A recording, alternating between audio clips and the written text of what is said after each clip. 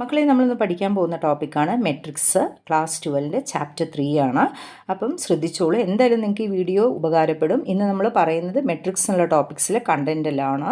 അപ്പം അതിനുശേഷം miss problem ചെയ്യുന്നതാണ്. അപ്പോൾ ശ്രദ്ധിച്ചോളൂ, എന്താണ് മെട്രിക്സ്, എന്തൊക്കെ ടൈപ്സ് ഓഫ് മെട്രിക്സ് ഉണ്ട് എന്നൊക്കെയാണ് നമ്മൾ ഇന്നത്തെ ക്ലാസ്സിൽ നമ്മൾ ഡിസ്കസ് ചെയ്യാൻ പോകുന്നത്. ശ്രദ്ധിച്ചോളൂ.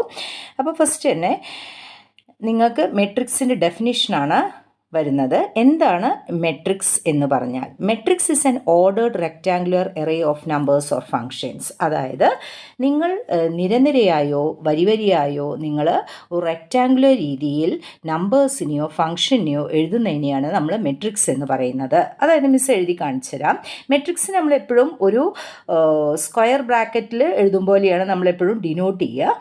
അപ്പം നിങ്ങൾ ക്യാപിറ്റൽ ലെറ്ററിലാണ് നമ്മൾ എപ്പോഴും മെട്രിക്സിനെ നമ്മൾ എഴുതുക.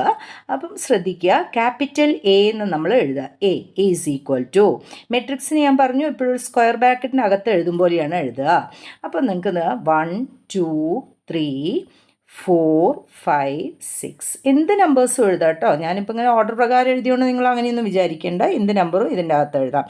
അപ്പോൾ ഇതിനെയാണ് നമ്മൾ മെട്രിക്സ് എന്ന് പറയുന്നത്. ഓക്കെ, ഇങ്ങനെ എഴുതുന്നത്. ഈ ഇതിൻ്റെ അകത്ത് നിങ്ങൾ ഇനി കോമിയോ കുത്തോ ഒന്നും ഇടാൻ പാടില്ല. ഇങ്ങനെ സ്പേസ് വിട്ടിട്ട് നിരനിരയായിട്ട് നിങ്ങൾ എഴുതുന്നതിനെയാണ് റെക്റ്റാങ്കുലർ എറേ ഓഫ് നമ്പേഴ്സിനെയോ നിങ്ങൾക്ക് എഴുതാം, ഫംഗ്ഷനെയോ എഴുതാം. അപ്പോൾ ഫംഗ്ഷൻ മക്കൾക്ക് ഈ 12th അങ്ങനെ പഠിക്കാനില്ല, അതൊക്കെ ഹയർ ക്ലാസ്സിലേക്കാണ് വരുന്നത്. നിങ്ങൾക്ക് കാര്യമായിട്ട് നമ്പേഴ്സേ ഉള്ളൂ.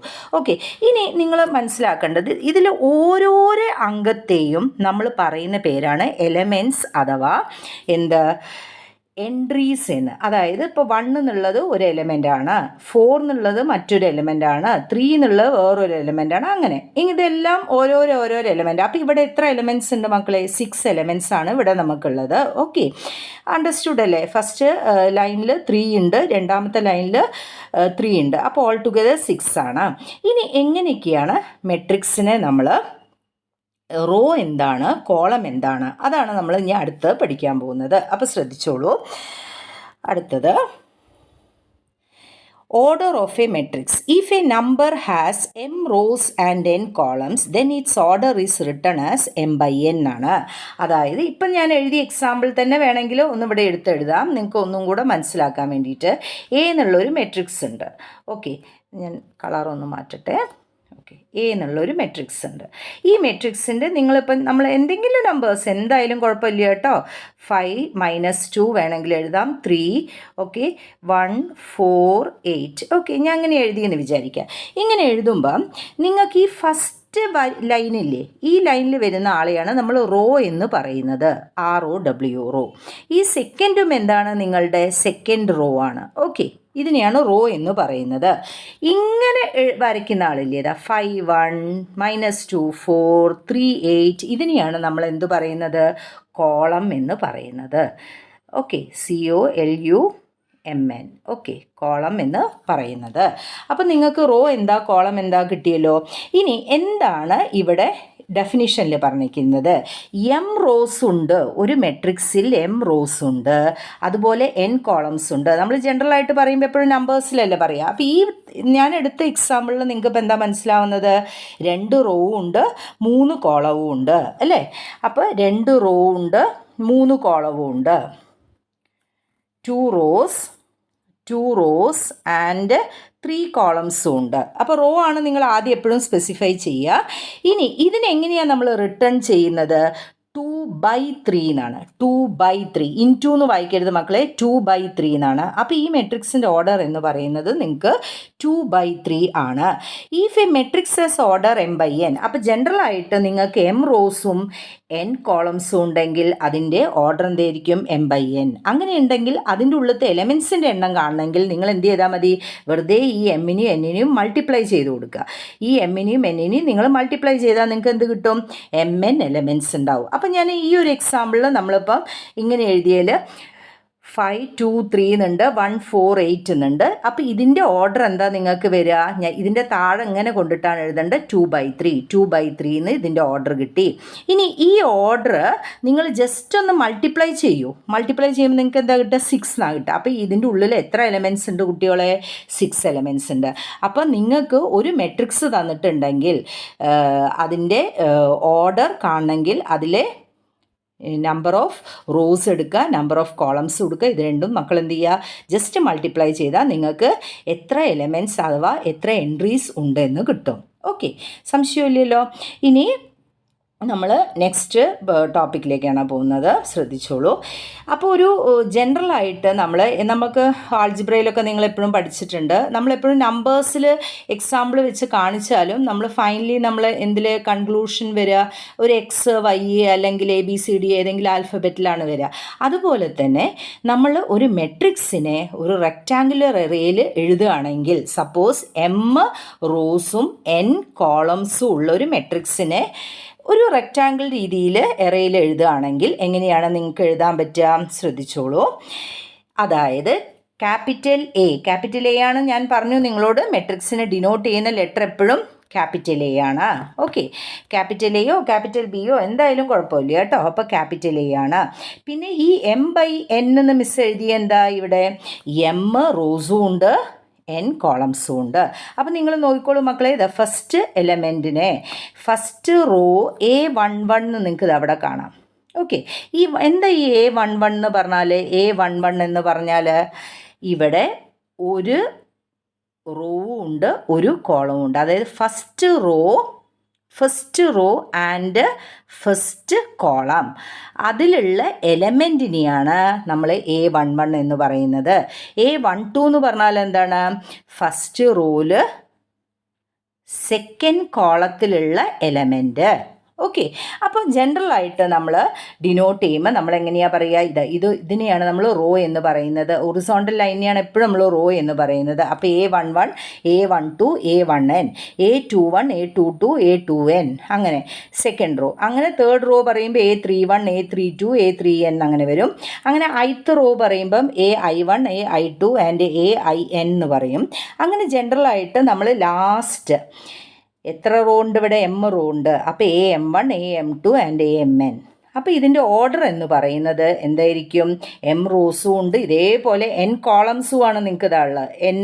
ഇതാണ് n-ാമത്തെ കോളം. ഓക്കെ, ഇതാണ് നിങ്ങളുടെ mth റോ എന്ന് പറയുന്നത്. ഓക്കെ, അപ്പോൾ നിങ്ങൾക്ക് M റോസും ഉണ്ട്, നിങ്ങൾക്ക് N കോളംസും ഉണ്ടെങ്കിൽ നിങ്ങൾ ഇതിൻ്റെ ഓർഡറിനെ എന്താണ് പറയുക? M/N എന്നാണ്. അപ്പം ഞാൻ നിങ്ങളോട് ജസ്റ്റ് ഒരു എക്സാമ്പിൾ ചോദിക്കാം. ഞാനിപ്പോൾ ഇവിടെ ഏതെങ്കിലും ഒരു എലമെൻ്റ് എടുത്തു. ഇപ്പോൾ A31 എടുത്തു. A31 എന്ന് പറഞ്ഞാൽ നിങ്ങൾ എന്താ മനസ്സിലാക്കുക? നിങ്ങൾ ഇതിനെ എന്താ മീൻ ചെയ്യുക? തേർഡ് റോയിലെ ഫസ്റ്റ് കോളത്തിലുള്ള എലമെൻ്റാണ്. അപ്പോൾ അതെവിടെയായിരിക്കും വരിക? തേർഡ് റോ എന്ന് പറഞ്ഞിട്ടുണ്ടെങ്കിൽ ഇത് എവിടെയായിരിക്കും അല്ലേ? ശരിയല്ലേ? ഈ പ്ലേസിലായിരിക്കും. ഈ പ്ലേസിൽ ഫസ്റ്റ് കോളത്തിലുള്ളത്. ഫസ്റ്റ് കോളല്ലേ ഇത് കിടക്കുന്നത്? ശരിയല്ലേ? അപ്പോൾ ഇതല്ലേ നമ്മളുടെ third row. First second third. Okay, നിങ്ങൾക്ക് മനസ്സിലായി എന്ന് കരുതുന്നു ഞാൻ. അപ്പം തേർഡ് റോയിൽ ഫസ്റ്റ് അല്ല. അപ്പം നിങ്ങൾക്ക് അങ്ങനെ ഐഡൻറ്റിഫൈ ചെയ്യാനൊക്കെ പരീക്ഷയ്ക്ക് ക്വസ്റ്റ്യൻ പേപ്പറിൽ ചോദിക്കാറുണ്ട് കേട്ടോ, ക്വസ്റ്റ്യൻസ്. ഓക്കെ, അപ്പം അത് മനസ്സിലായി എന്ന് കരുതുന്നു. നെക്സ്റ്റ് ടൈപ്സ് ഓഫ് മെട്രിക്സ് ആണ്. എന്താണ്? വിവിധ തരം മെട്രിക്സ് ഉണ്ട്. അപ്പം എന്തൊക്കെ ടൈപ്സാണ് നമുക്ക് പഠിക്കാനുള്ളത്? നമുക്ക് ആകെ ഒരു 8 എണ്ണം കഴിഞ്ഞേ ഉള്ളൂ. അപ്പോൾ നമ്മൾ അതൊന്ന് വൃത്തിയിൽ പഠിച്ചാൽ തന്നെ നമുക്ക് ഈ ഫസ്റ്റ് എക്സസൈസിൽ വരുന്ന എല്ലാ പ്രോബ്ലംസും നമുക്ക് പടപടാന്ന് ചെയ്യാൻ പറ്റും. അപ്പോൾ വേഗം ശ്രദ്ധിച്ചോളൂ. ഫസ്റ്റ് കോളം മെട്രിക്സ് ആണ്. Matrix which has only 1 column. ഒരു കോളം മാത്രമുള്ള മെട്രിക്സിനെയാണ് നമ്മൾ കോളം മെട്രിക്സ്. അപ്പം മിസ് നിങ്ങൾക്ക് പറഞ്ഞു റോ എന്ന് പറഞ്ഞാൽ എങ്ങനെയായിരുന്നു? ഹൊറിസോണ്ടൽ ലൈനാണ്. കോളം എന്ന് പറഞ്ഞാൽ എന്തായിരുന്നു? വെർട്ടിക്കൽ ലൈനാണ്. ഓക്കെ, അപ്പം A matrix which has only 1 column, ഒരൊറ്റ കോളമുള്ള മെട്രിക്സിനെയാണ് നമ്മൾ എന്ത് പറയുന്നത്? കോളം മെട്രിക്സ് എന്ന് പറയുന്നത്. ഓക്കെ, അപ്പം നമുക്കതൊന്ന് എഴുതാം. A is equal to കോളാണ് നിങ്ങൾക്ക് വേണ്ടത്. അപ്പോൾ കോളം എന്ന് പറയുമ്പോൾ നമുക്ക് അറിയാൻ പറ്റും എങ്ങനെയാണ് എഴുതുക, താഴേക്ക് ഇങ്ങനെ പോകണം അല്ലേ, വെർട്ടിക്കൽ വരെ പോകണം, ശരിയല്ലേ? അപ്പോൾ നിങ്ങൾക്ക് ഇഷ്ടമുള്ള നമ്പേഴ്സ് പറഞ്ഞോളൂ. -5, 3, 2. സംശയമുണ്ട്, ഇപ്പം തന്നെ ക്ലിയർ ചെയ്യണം. ഓക്കെ, സംശയമില്ലല്ലോ. അപ്പോൾ ഇവിടെ ഇപ്പോൾ എത്ര കോളം ഉണ്ട്? ഒരൊറ്റ കോളമേ ഉള്ളൂ. എത്ര റോ ഉണ്ട് മക്കളെ ഇവിടെ? ഒരു റോ, രണ്ടാമത്തെ റോ, മൂന്നാമത്തെ റോ. അപ്പോൾ ശരിക്കും ഈ സാധനത്തിൻ്റെ ഓർഡർ എന്താണ്? ഓർഡർ എപ്പോഴും നമ്മൾ ഈ മെട്രിക്സിൻ്റെ ഈ താഴെ കൊണ്ടിട്ടാണ് കേട്ടോ എഴുതുക. അപ്പോൾ ഓർഡർ എന്താ അവിടെ? ശരിക്കും റോ ആണ് എപ്പോഴും നമ്മൾ ആദ്യം എഴുതേണ്ടത്, 3/1. ഓക്കെ, അപ്പോൾ നമ്മൾ ജനറലായിട്ട് പറയുകയാണെങ്കിൽ എം റോസ് ഉണ്ട് ഒരു മെട്രിക്സിൽ. എ എന്ന് പറയുന്ന മെട്രിക്സിൽ നമ്മൾ AIJ എന്നാണ് എപ്പോഴും നമ്മൾ കോമൺ ആയിട്ട് എടുക്കുക. നമ്മൾ നേരത്തെ കാണിച്ചു, ഞാൻ റെക്റ്റാങ്കിൾ എറേറേ മക്കൾക്ക് കാണിച്ചു. അതിൽ A11, A12 അതിന് കോമൺ ആയിട്ട് നമ്മൾ AIJ എന്ന് എടുത്തു. അതിൽ M/1 എന്ന് പറഞ്ഞാൽ എന്താ? എം റോസും ഉണ്ട്, 1 കോളമും ഉണ്ട്. അങ്ങനെയാണെങ്കിൽ ആ കോളം മെട്രിക്സിൻ്റെ ഓർഡർ എപ്പോഴും എന്തായിരിക്കും? M/1. ഓക്കെ, എം എന്നുള്ള റോസും ഉണ്ട്, ഒരൊറ്റ കോളമേ പാടുള്ളൂ. അപ്പോൾ ഒരു മെട്രിക്സിൽ ഒരു കോളം മാത്രം ഉള്ളതിനെയാണ് നമ്മൾ എന്ത് പറയുന്നത്? കോളം മെട്രിക്സ് എന്ന് പറയുന്നത്. സംശയമില്ല എന്ന് വിചാരിക്കുന്നു. നെക്സ്റ്റ്,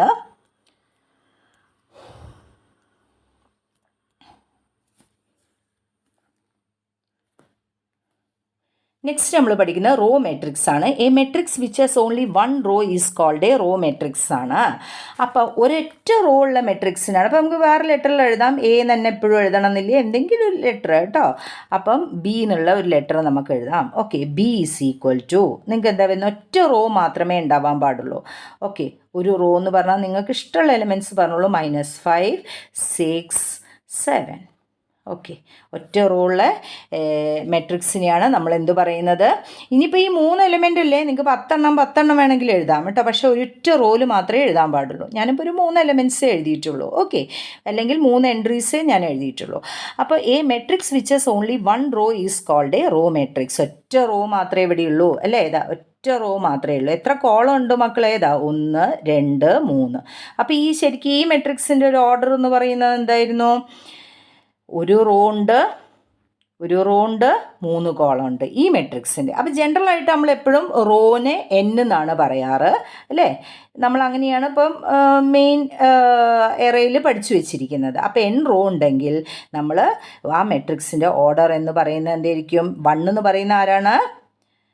1 എന്ന് പറയുന്ന ഒറ്റ റോ ആണുള്ളത്. N എന്ന് പറയുന്ന ആളാരാണ്? N കോളംസ് ഉണ്ട്. ഓക്കെ, അപ്പോൾ 1/n ആണ് ഈ മെട്രിക്സിൻ്റെ ഓർഡർ. മനസ്സിലായിരിക്കുമെന്ന് കരുതുന്നു. നെക്സ്റ്റ്, സ്ക്വയർ മെട്രിക്സ് ആണ്. അപ്പോൾ ഒരു square matrix has equal number of rows and columns. ഒരു സ്ക്വയർ മെട്രിക്സിൽ എപ്പോഴും നമ്പർ ഓഫ് റോസും നമ്പർ ഓഫ് കോളംസും സെയിം ആയിരിക്കും. വേറെ എന്തെങ്കിലും പേരിട്ട് കൊടുക്കാം. നമുക്കൊരു P നെറ്റ് എടുക്കാം അല്ലേ? നിങ്ങൾക്ക് ഇഷ്ടമുള്ള ലെറ്റർ എടുക്കാം, പക്ഷേ ക്യാപിറ്റൽ ലെറ്ററിലാണ് നമ്മളെപ്പോഴും മെട്രിക്സ് ഡിനോട്ട് ചെയ്യുക. ഓക്കെ, എ സ്ക്വയർ മെട്രിക്സ് എന്ന് പറയുന്നത് എന്താണ്? A matrix which has equal number of റോസിൻ്റെ എണ്ണവും കോളത്തിൻ്റെ എണ്ണവും സെയിം ആയിരിക്കണം. അപ്പോൾ നമ്മളൊരു 3/3 മെട്രിക്സ് എടുക്കുകയാണെങ്കിൽ ഇപ്പോൾ 1, 2, 3, 8, 5, -6, 4, 2, -1. ഓക്കെ, അപ്പോൾ ഇവിടെ എത്ര റോ ഉണ്ട് കുട്ടികളെ? 3 റോ ഉണ്ട്. ഇത് റോ, ഇത് റോ, ഇത് റോ. ഓക്കെ, 3 റോ ഉണ്ട്. എത്ര കോളം ഉണ്ട്? 1, 2, 3. 3 കോളം ഉണ്ട്. മനസ്സിലായല്ലോ? അപ്പം ഇതിൻ്റെ ഓർഡർ എന്ന് പറയുന്നത് എന്തായിരിക്കും? 3/3 ആണ്. ഇത് നിങ്ങൾക്ക് 2/2 എഴുതാം, 4/4 എഴുതാം, 5/5 എഴുതാം. അപ്പം നിങ്ങൾക്ക് മക്കളെ മാക്സിമം 2/2 അതായത് 3/3 അത്രയേ വരുന്നുള്ളൂ കേട്ടോ. മാക്സിമം 3/3 മക്കൾക്ക് വരുന്നുള്ളൂ. അതിൻ്റെ അപ്പുറത്തേക്ക് 4/4 ഒന്നും വരുന്നില്ല. അപ്പം നിങ്ങൾ ഇവിടെ എത്ര റോ ഉണ്ട്, എത്ര കോളം ഉണ്ട് എന്നൊന്ന് നോക്കുക. നമുക്ക് മനസ്സിലാക്കേണ്ടത് നമ്പർ ഓഫ് റോസും നമ്പർ ഓഫ് കോളംസും ഇവിടെ എപ്പോഴും സെയിം ആയിരിക്കും. അപ്പം ഒരു ജനറലായിട്ട് നമ്മളൊരു മെട്രിക്സിനെ പറയുമ്പോൾ AIJ = M/M. അതായത് എമ്മും എന്നും സെയിം ആണ് ഇവിടെ. ഓക്കെ, അതാണ് M/M എന്ന് എഴുതിയത്. Is A square matrix of order M. അപ്പം നിങ്ങൾ ഓർഡർ പറയുമ്പോൾ നിങ്ങൾ M എന്ന് മാത്രം പറഞ്ഞാൽ മതി. കാരണം ഇത് രണ്ടും കൂടെ കൂട്ടി പറയണമെന്നൊന്നുമില്ല. വേണമെങ്കിൽ ഇതിൻ്റെ ഓർഡർ എന്താണെന്ന് ചോദിച്ചിട്ട് വെറും 3 എന്ന് മാത്രം പറഞ്ഞാലും മതി. ഈ 3/3 എന്ന് പറയണമെന്നില്ല. ഇനി വെറും 3 എന്ന് പറഞ്ഞാൽ തന്നെ നമുക്ക് മനസ്സിലാക്കാം എന്താണ് 3/3, അതായത് അതൊരു സ്ക്വയർ മെട്രിക്സ് ആണെന്ന്. അതാണ് ഇവിടെ ഓർഡർ M എന്ന് മാത്രം എഴുതിയത്. M/M എന്ന് എഴുതിയാലും കുഴപ്പമില്ല, വെറും M എന്ന് എഴുതിയാലും കുഴപ്പമില്ല കേട്ടോ. ഓക്കെ, ശരി. Next diagonal matrix. എന്താണ് ഈ diagonal matrix? A square matrix whose all the elements except the diagonal elements are zero. അതായത് ഒരു സ്ക്വയർ മെട്രിക്സിൻ്റെ